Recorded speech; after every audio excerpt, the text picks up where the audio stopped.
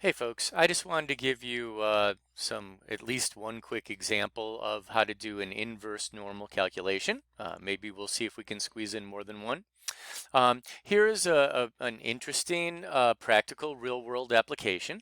If you in 2019, the information about SAT scores is publicly available, and if you go and look, you would find that the mean SAT score was 1059, the average SAT score, including both the English and the math sections, and the standard deviation was 210.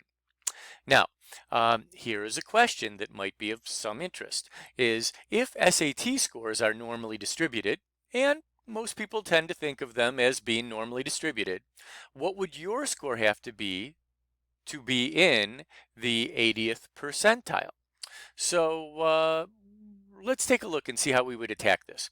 First of all, I already took the time to draw a normal curve, and you can see that I put some dashes in where I have 1 standard deviation and 2 and 3, and -1 and -2 and -3. And I put the mean of 1059 in the middle. And then because my standard deviation is 210, I went and I added 210 to 1059 to get 1 standard deviation and subtracted 210 to get -1 standard deviations. Okay, now the question is, if SAT scores are normally distributed, where would my score have to be in the 80th percentile? Well, first of all, we're going to use a little bit of estimation based on the 68, 95, 99.7 rule. And one thing that we know is that each of these two center blocks are about 34% each.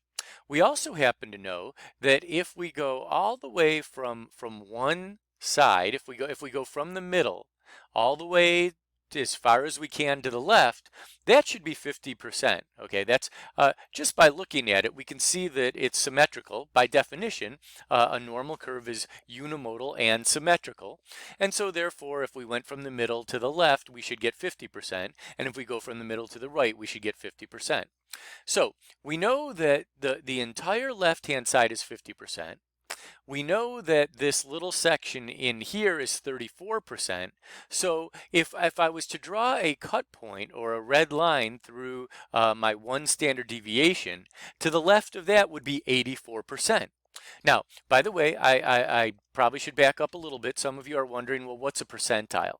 A percentile is the score that you get where 80% of the people get a lower score.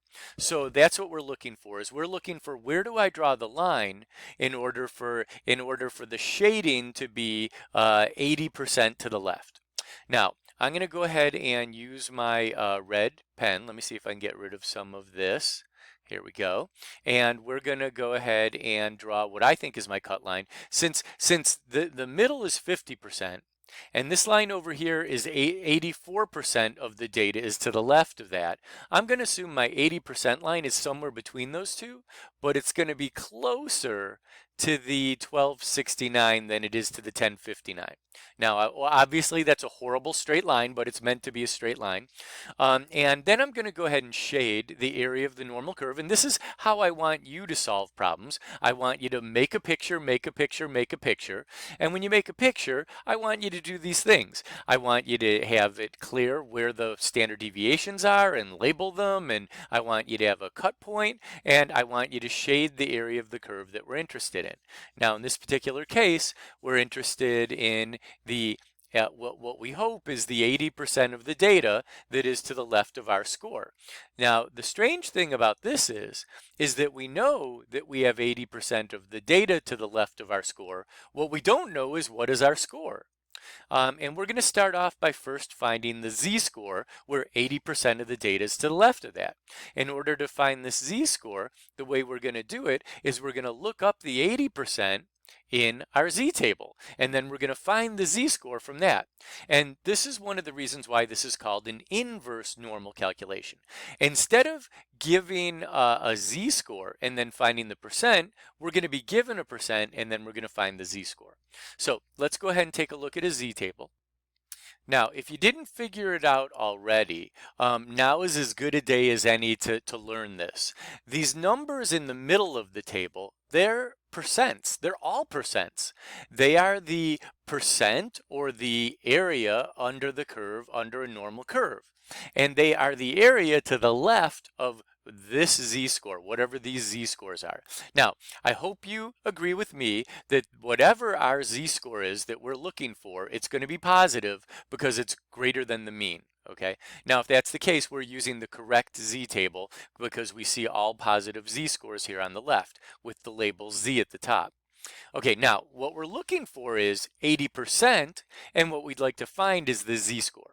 So it turns out that if we go and look at our values here, you can see down here is a bunch of 0.99s, and up here is 0.50. So 0.8 must be somewhere in the middle.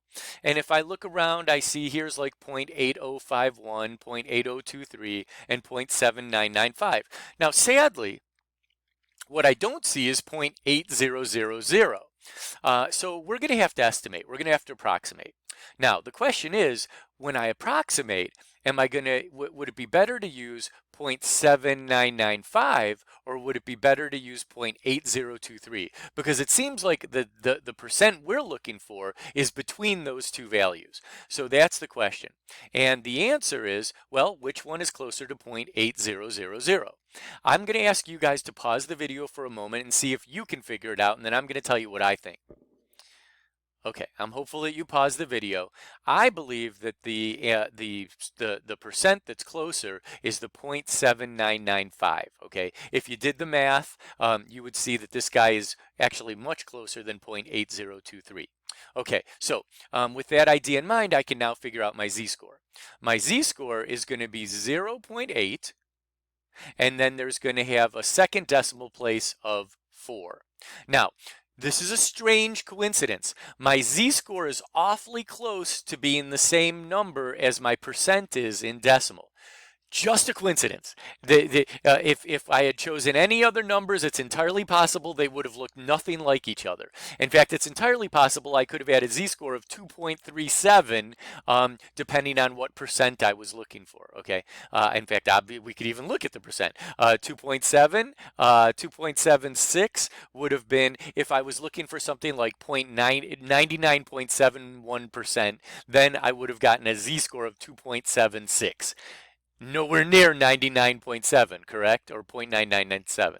Okay, so anyways, so we've got our z-score. So now we can go ahead and fill that in, and then we have one last thing to do, and that is to calculate what our score would be in order for us to be in the 80th percentile. So our score is going to be somewhere between 1059 and 1269, and we'll use the z-score and our favorite little formula in order to figure that out. Okay, so now that we have our z-score of 0.84, we can now use that to figure out what is the score that we would need to get to be in the 80th percentile. And by the way, sometimes some schools have a requirement for them to consider your application that you get an SAT in a particular percentile.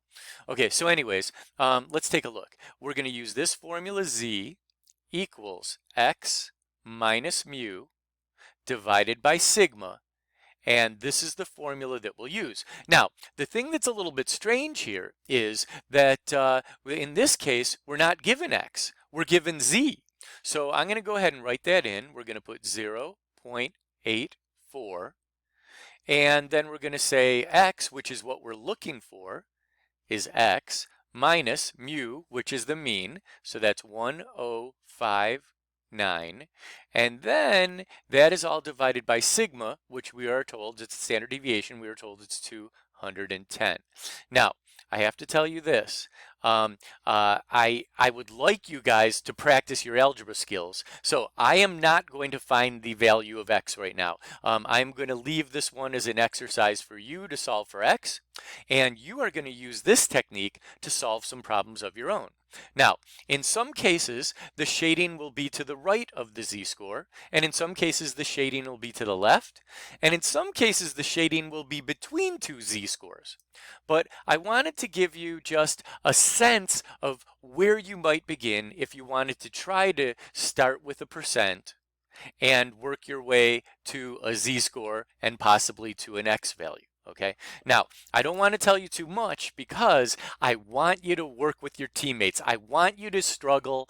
I want you to have a productive discussion with your teammates to try to figure out some of these problems with just this initial bit of knowledge.